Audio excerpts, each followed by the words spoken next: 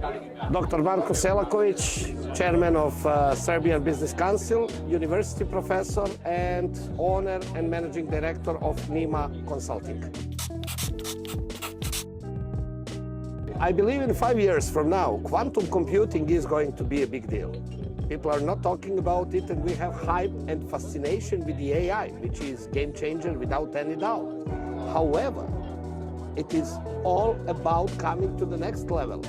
If we look into computers as machines, which became inevitable in our life, we are now in the position where the world, since ENIAC until nowadays, works into the system of zeros and ones. If this changes, and if quantum computing comes in the picture and becomes affordable to everyone, and becomes broadly in use, then it is going to be a bigger game changer than the internet, because the way how machines learn is going to change. Next question. For a day, if I would need to change for a day, I would change with someone who is retired, because I need a day of break. However, if I need to change with some small business, I would change with a rickshaw driver in India. And I'll tell you why. You may be surprised with the answer. Everyone is probably throwing those big names, you know, Richard Branson, Elon Musk, and so on and so forth.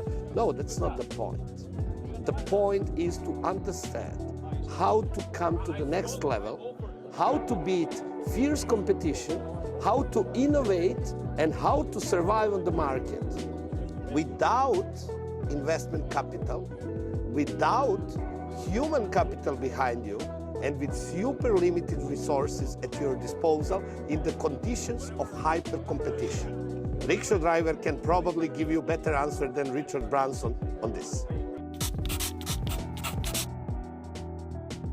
Greed. Greed is guaranteed to fail.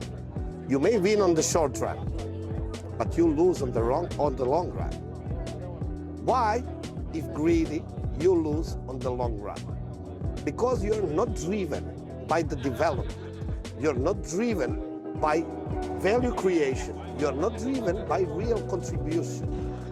You actually get driven by the profit itself. If profit drives you, it is not a good motivator, not a good driver.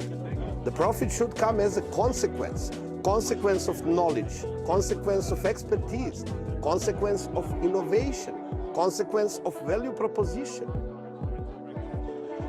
It should not be a goal per se.